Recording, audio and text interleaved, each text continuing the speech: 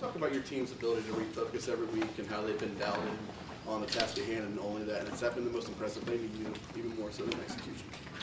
Well, I think our staff has done a good job week in and week out of talking to the guys about how important it is to come every week, and the leadership is really the guys who drive that on the team, and their buy-in right now is pretty high. So you're only as good as your last game. So we've got to keep that going. But up to this point, I think we've played with energy. But that goes back to how we've been practicing. So we've got to get out there today and have a great practice. Front row middle, Dave. Coach, I'm sure you had high expectations for your team coming into the year. What's been your biggest pleasant surprise on either side of the ball, or is there anything about your team through 7 games? Nothing, that strikes me other than what we talked about in terms of the chemistry and the leadership, the buy-in, the way the guys are working together, the energy that they have. I mean, that part's been great. And there's a great culture here right now. I think guys practicing, all those things. So, that part's been great. I mean, there's a lot of things that guys have done well, but you try not to reflect too much on all of that right now. You just, it's got a huge game in front of us right here. We got to stay locked in. Baron Browning, I know you're not going to talk about injuries specifically, but is he dealing with some type of injury, or could it be something else? Yeah, it's an injury, and he's working through it, but he looks good so far. So. Front row left, Mitch. Ryan, Wisconsin lost the game it was not expected to lose. How does that affect the way you prepare the team and what you say to them about Wisconsin?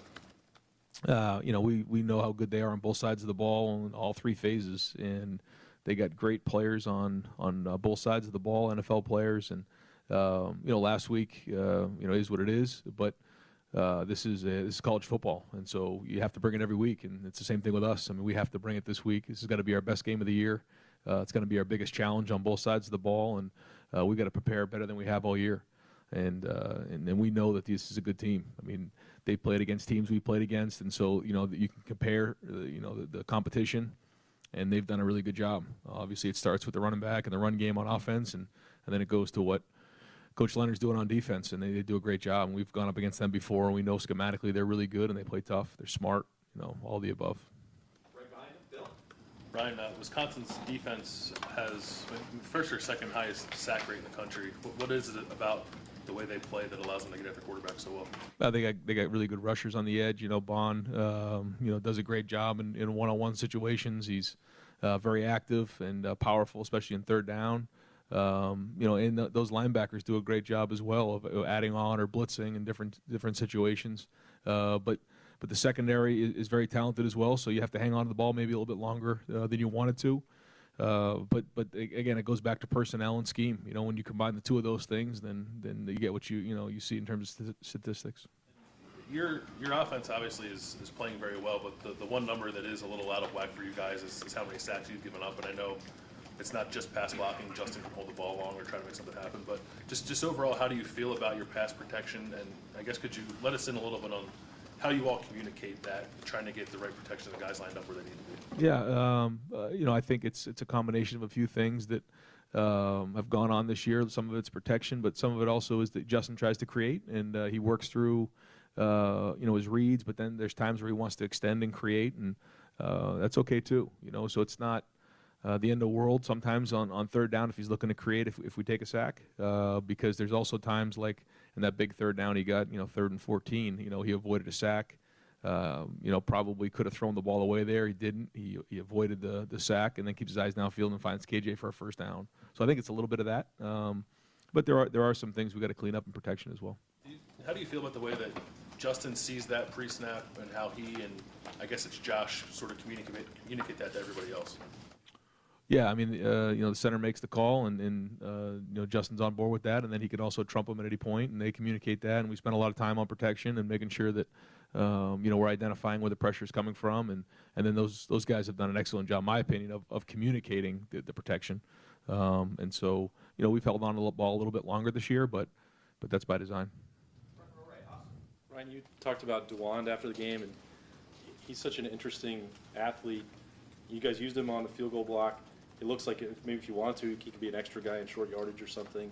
Is it worth going beyond 4 games with him to come up with a role, or do you need to just have one more left with him? He'll probably go more than 4 just because he is very talented. We want to get him in some of these games, when we can. And, his ceiling's very high, and we want his development to continue. And I really think it's important for these guys to play. Again, we won't be foolish with this and waste a year, but at the same time, the more these guys can play, I think you saw that in the fourth quarter. I thought on both sides of the ball, guys were into it. We were playing hard. We were competing. I think that goes back to 6 or 7 games of guys playing and being on film and getting better and having that hope that they are going to play in a game, as opposed to going through 6 or 7 games without ever actually getting on the field, and that can kind of stun people's development. So we're going to play them if it makes sense. We also don't want to be foolish. And Thayer, he didn't look like he was at full speed. I don't want to talk about the specifics there, but just getting him involved and the way he was able to respond, how significant was that just to get him through that game? And he gave you guys a lift when he was in there. Yeah, it was gritty. It was tough. Thayer, played for his teammates, which goes to show you what kind of kid he is. A great kid, unselfish. I think the day off was great for him. He's feeling good, and he should be ready to go this week. Front row left, Nathan. Obviously, Wisconsin has, succeeded at a pretty high rate in this conference. Other schools like that, and Ohio State's been another tier above that. So, just as a head coach, how much do you feel like that is part of your calling or whatever here to keep a gap between Ohio State and programs like this one?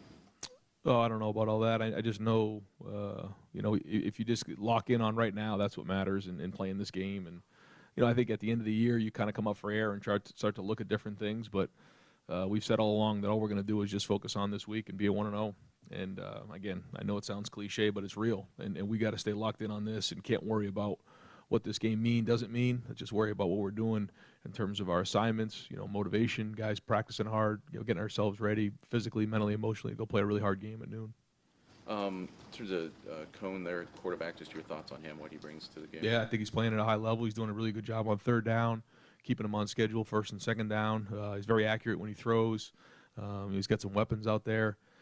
And I think he's really, obviously Taylor's the guy that gets him going, but Cone has done a really excellent job of managing that offense, and he's a good player. And so I think as the team goes, and it's between Taylor and Cone. I mean, they're the guys that get these guys going. And then Cephas on the perimeter in one-on-one situations is a matchup issue. So they have weapons, and they have a really good scheme as well. Right behind him, Ari. Ryan, when Justin entered the transfer portal, it was a very short amount of time, a condensed recruitment almost, from just recruiting somebody out of high school. I know you guys looked at him when he was in high school, but how much did you know about him during that short amount of time? Because it seems like very quick between portal and then now he's at Ohio State. And what did you have to do to familiarize yourself enough to know that he's a guy that you want and need in your program? Yeah, we did a bunch of homework on him when he was coming out. He was committed to Penn State, and then decommitted from Penn State, and at that point it was kind of when we got involved with that recruitment, got to know he and his family. So at that time we kind of knew enough about him. His high school coach is somebody that I've known for a while, and somebody that when I recruited the school back when I had Atlanta, I knew those guys. So once we saw that he was in the portal, we kind of already knew about him, knew his family, so moved pretty quick, and it all worked out. Recruiting process, and maybe now that the transfer portal is becoming a thing, how much do you rely on evaluations as a evaluator yourself from people that work with him at the Elite 11, the camp circuit? There's a lot of evaluations being done by a lot of different people, and I was just wondering how much credence you give to these guys and if it ever impacts your decision. Yeah, I think anytime you were trying to figure out, especially a quarterback, you use as many tools as you can. Coaches in the area, guys that have played against them, coaches he's had, teammates. And like you said, some of these Elite 11s, rivals camps, things like that, people who work, with these guys, you can get great information.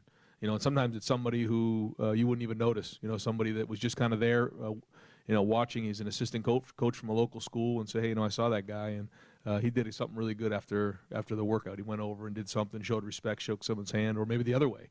And so I think that's just good recruiting. Is you ask as many questions about these guys as you can, because you have limited time, in front of them, and time you can contact them during the recruiting period. A lot of these people in those circles think that he is one of the most advanced prospects that they've ever seen. I'm wondering, what was your take when he was in high school, and from a dual threat standpoint, being equally almost as good as a runner as he is a passer? Is he the most complete prospect at that position that maybe you've ever seen, or is that going too far? I don't know. I mean, I know that he does have a lot of tools and he has a lot of talent. So I don't know. I mean, there's a lot of talented guys out there, but what they do with their talent in terms of creating discipline and skill is what's critical, and he's in the process of doing that. But I don't know. I mean, I guess I haven't sat down and thought about where he ranks with some of the other quarterbacks coming out of high school, but certainly #1 recruit in the country, and he got a lot of respect coming out.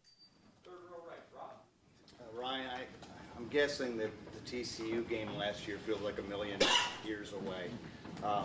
This arguably is the biggest challenge since that game for you. That was your first one.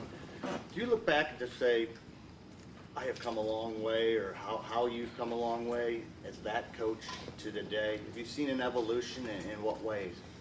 I try not to, think about things like that when I'm driving to and from work and all that, because there's so much going on that we need to get done in terms of on a daily basis, in terms of tasks and everything like that. But that does seem like a long time ago, and a lot of things have happened since then. And again, the more you do something, the more normal it becomes, and you find your voice. But then, more importantly, you get a feel for the guys that you're with, and the staff, the players, the leaders, and it changes every day, especially when you're dealing with 19, 20-year-old kids. Every day you come to work, it changes. You might have a thought of, here's how I think the week's going to go. Then you get there that day, you're like, nah, it's not going to go that way. Here's where it's going to go. And sometimes you really get that feel about midway through the week. Here's how the team is feeling. Here's what they need at that time. And then you go from there. And I think that's good leadership. And I think that's something that I've really got a good feel for and rhythm as time has gone on, is getting a feel for the team and their personality as the weeks have gone on. What's the one thing you didn't see coming that is really different when you TCU to here? Is it maybe it's not even the football side of it? I don't know. No, I don't think there's one thing that I would say that just jumps off as you ask me right now that has caught me off guard. I'd have to probably think about that and get back to you, but certainly things pop up here and there that you got to be able to adjust to. Booster meetings, alumni meetings. I mean, the people around here are great. I love some of the people that we deal with here. They're great people. Our administration's unbelievable, and it's part of the gig, and I love every part of it. Front row far left, Lori. Coach, the week of the Miami game, you were asked and said that you thought that this team could be something special. How much has what has happened since then convinced you of that? I think each week I feel more and more confident about what we're talking about. But again, it all goes back to what we do this week. So I try not to get over my skis in that and start talking about all that too much. I do think that's the case. We have a special group of guys that can be great, but again, it doesn't mean anything if we don't perform week in and week out. And we have a huge challenge this week. It's going to be tough. It's going to be hard. I mean, these guys are physical. We're going to have to bring it in every single way. And if we just stay focused on that, all those things are going to come down the road we can look back on. But, I mean, you cannot let one get away. And this is going to be as hard as it gets. I mean, these guys, are coming off a tough loss. They're going to be more hungry than ever coming in here. And, I read a few of the articles saying, they have something to prove more and more now as we get closer to this game. And so it's going to take everything we have to win this thing. So the conventional wisdom is true that a team coming off a loss is hungrier, more dangerous than a team that's fat and happy after a win?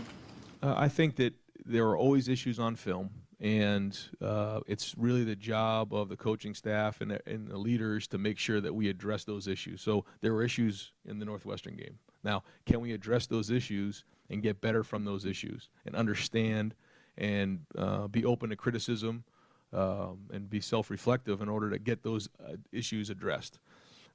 Sometimes, after a loss, they're a little bit more, attentive to those things, and something that we've been hammering with our guys. Let's not let it take a loss for us to understand the issues that are there, because they're always there on film, and that's what Sundays are for, getting those things fixed. And then once we have our victory meal, we move on to the next team. Second row right, Tony. Ryan, you and Kevin have dealt with Wisconsin. You kind of know maybe what's worked, what hasn't. What kind of value does Mike Yurcich, brand new set of eyeballs, have against a defense like that? But big time. I mean, he's always got really good ideas, and so always coming up and drawing stuff on the board, coming up with different things, and so it's always good to have great ideas, and that's what Sunday, Monday, Tuesday, or 4 is coming up with different things to attack the defense with, and then but at the end of the day, it comes down to execution and how we install that and make sure that guys are locked in and can execute at a high level. And then, what has been the most adversity you guys have ever overcome this year? I don't know if it's any one thing. There's different things that come up on a week-to-week basis, and we're gonna have them even more as we could move forward. I think that some of these games have gotten sideways pretty quick, but there's nothing to be ashamed of there. I mean, guys are working really hard, and I mean we've had practices that we're not proud of, that we had to tighten up on and different things, but they're coming. Third row left, Dan. Ryan, when you're going up against a defense like this that's ranked number 1 in the country, do you view this as an opportunity to kind of see how good this offense can really be? I think it's always a good benchmark to figure out where you're at. Yeah, I mean this is the number 1 defense in the country, so we consider ourselves to be one of the top offenses in the country. So this is find out where we're at, and so I think it is. It's you want to play good, and you have to make sure you take care of the ball against guys like this, and you got to be physical, and you got to take care of it for sure. You got to play good situational. They do a really good job on third down. They do a good job in the red zone, and they're really physical, and they got talent on the edges. So, yeah, it's going to be a challenge for our guys, and we got to answer the bell. And you were asked about DeJuan. A couple other guys, Kate Stover, Steele Chambers, they're at that free-game mark right now. Where are you at with those guys in terms of whether they could redshirt or continue playing? Yeah, same thing. We'll look at the game plan and see if it makes sense to get them in there to help us win. If that's the case, then we'll definitely do that. But we certainly don't want to put those guys in there and just take a bunch of reps that would be a waste of a season. Right behind him, Patrick. Ryan, in a few of these games recently, you guys have, I don't want to say struggled in the first quarter, but maybe not put up as many points as you do in the second. I'm curious if you could take us inside the sidelines and the conversations you're having as you look at defenses, you're talking up in the box, how you make those changes that then has allowed that second quarter explosion we've seen. Well, I think we play against good teams. We play against good defenses. Even my wife said, well, it was a tough first quarter, and I looked at the thing, and in 10 minutes we scored a touchdown. I was like, 4 minutes into the game we scored a touchdown. It wasn't that bad, I mean, I mean, the standard is pretty high around here. We score 52, and it's like we were really slow in the first quarter. It's like, okay, that's good. That's a good problem to have. Nobody rises to low expectations, and but we play against good teams. This is another good defense. But I mean, Northwestern, I think, was the 30th ranked team in the country going in. I mean, they're good, and sometimes it takes a while to work through that stuff. And when teams are fresh and they have good schemes and everything like that, it takes a little time. But I'm glad that the expectations are high around here. Are you communicating? Okay, this is what we thought might work. Let's switch to this, plan B type of thing, or is that kind of the conversation? Of course. Yeah, it's conversations about matchups, about schematics, what's going on, the rhythm. Is this a good play? Is this not a good play? Where are we at in the game? Those type of things are all being talked about. Yeah, I'm assuming you watched the Wisconsin-Illinois game. Is that right? I did. What were your thought process during the game? Were you hoping Wisconsin would win? Did you care? What would you? Yeah, it's one of those things where you watch those games. I try not to root for anybody. You just kind of watch it and like a fan. But yeah, it was, I thought Illinois played well. I thought Wisconsin played really well at times. They turned the ball over a little bit there towards the end, and Illinois and Coach Smith did a great job of getting those guys ready to go at home. And that's college football. I mean, we've been on the other side of that, so we know all about that. But yeah, now just watching the game just to kind of get my eyeballs on it. And does that kind of reinforce what you've been preaching to your team all along, that, hey, anything can happen, and this is Exhibit A of that? Of course. Yeah, I mean, again, we know exactly what that means, and a lot of teams, are the same way, and so that's why you have to bring it every week. Yeah, it's tough. But again, there's a lot of great teams in the Big Ten, and they come, and to win a game on the road in the Big Ten is really hard. To win at home in the Big Ten is really hard. I mean, these are really good coaches, really good players. They recruit really well. They have really good schemes, and so it's hard, and it's going to be that way again this week. And as hard as you make sure your team keeps its nose to the grindstone, does it give you more of an appreciation for what you have been able to do that you haven't had even a close call yet?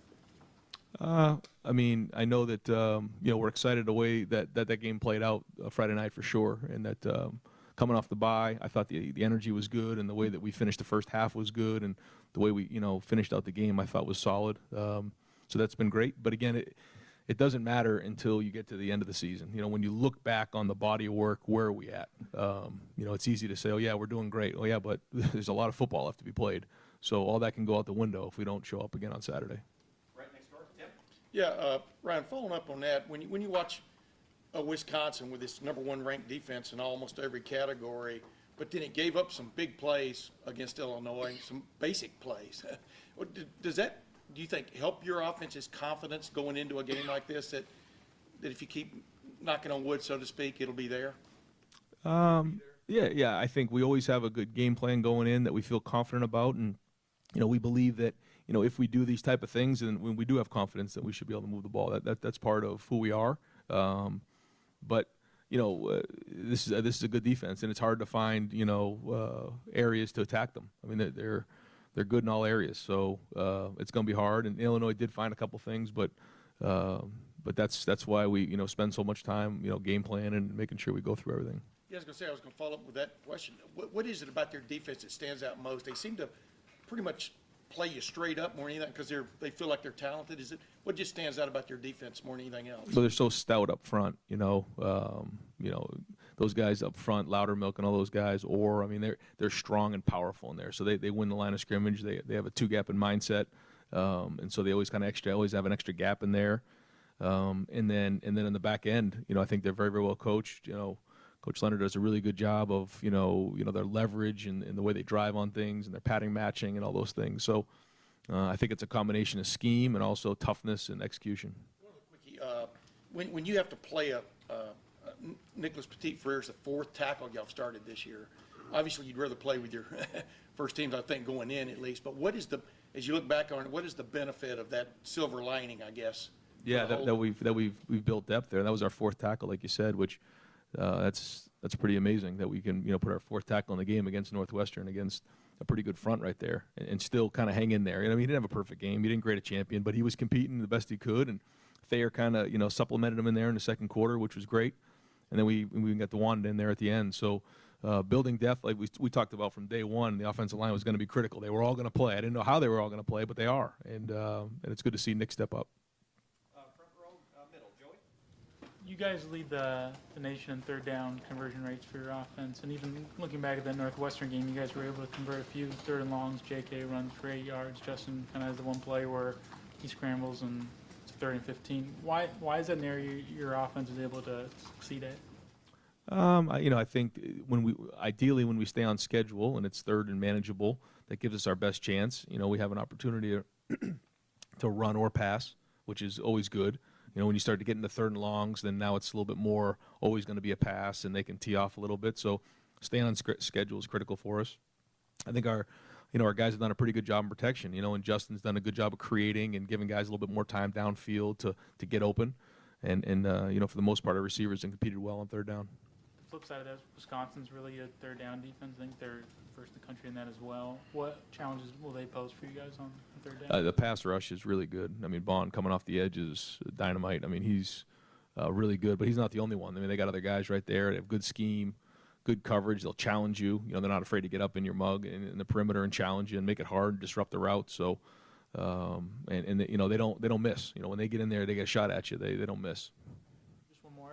J.K. mentioned before the season that he wanted to be the best running back in the nation.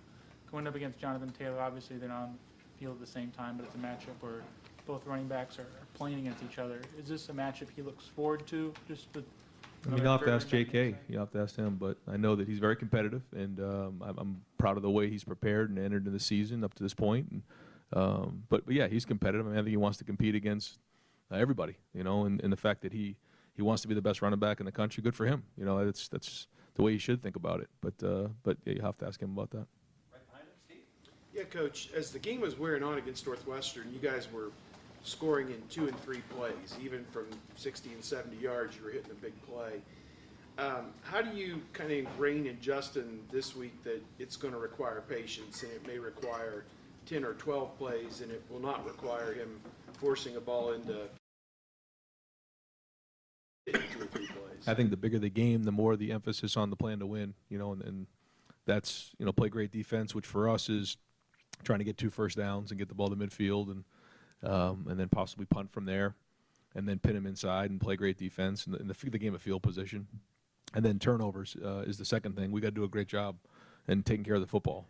Anytime you give the ball up in big games like that, that's when it can go sideways. We got to play well in the red zone. We get down in there. We got to score touchdowns. I thought we did a good job of that last week, but it's going to be even harder this week. And then we got to do well in the kicking game. Got to play well in the kicking game. So I think the bigger the game, the more the emphasis on those points. Because when we've done a good job with that, things have gone well. Right next door, Bruce. Nobody saw Wisconsin lost Illinois coming. You can go through it and you can pick out interceptions. You can pick out mistakes by players. I'm sure Chris picks out things he did that he'd do differently. I just wonder, with all the time you put into this, all the thought, all the planning, when you get to Saturday, how much control do you really think you have over what happens out there? I think by the time you get to Saturday, the hay's in the barn, and by the time you get to that field, the work that's been done in terms of game planning, installing, practicing Tuesday on the first, second down game plan, and then doing a good job on Wednesday with third down red zone, and then polishing it up on Thursday.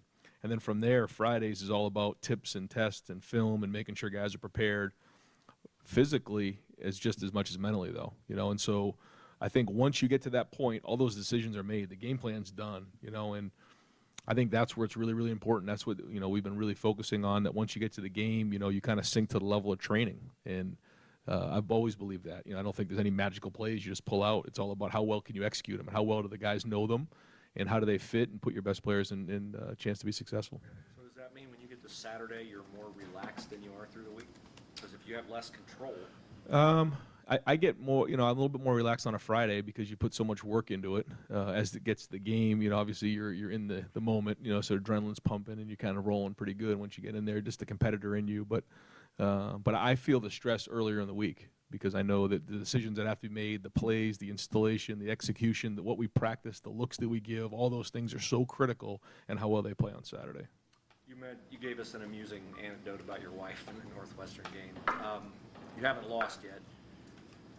Because of that control thing that you say is more of a through the week than a Saturday thing, inevitably, I assume, unless you're the greatest of all time, you'll eventually lose a game somewhere. Will you be able to handle that? Will you be able to handle that better than you handled it as an assistant coach, or will you feel more like No, I'll feel it more. Yeah, I feel it more.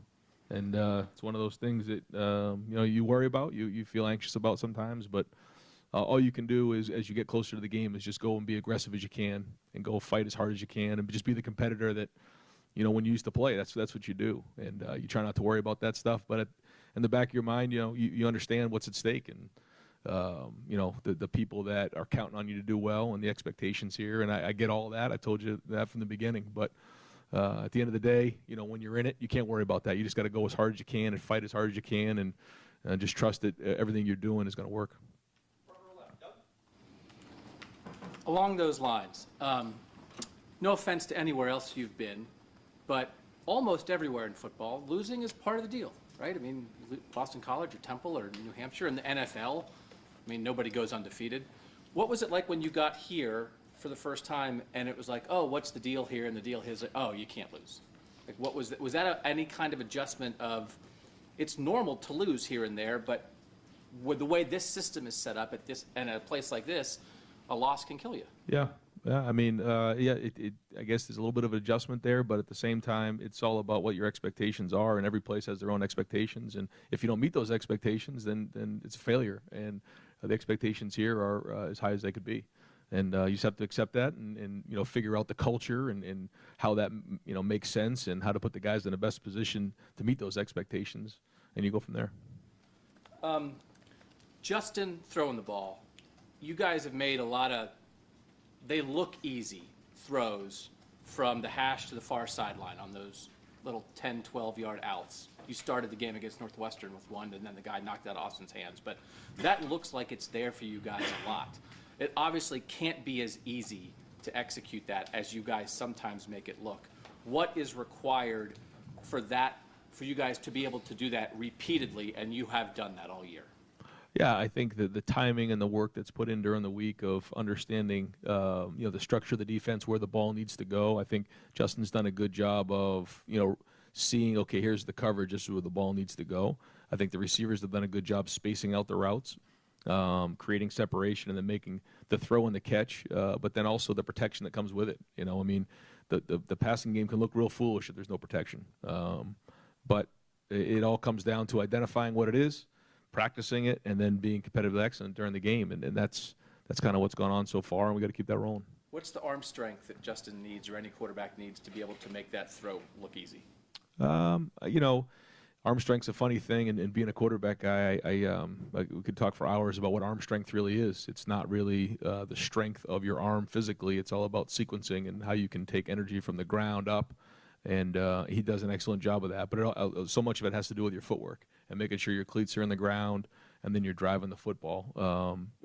Some guys just have naturally better whip than other guys. They can push the ball down the field, but and there's a certain level of just natural ability and understanding that.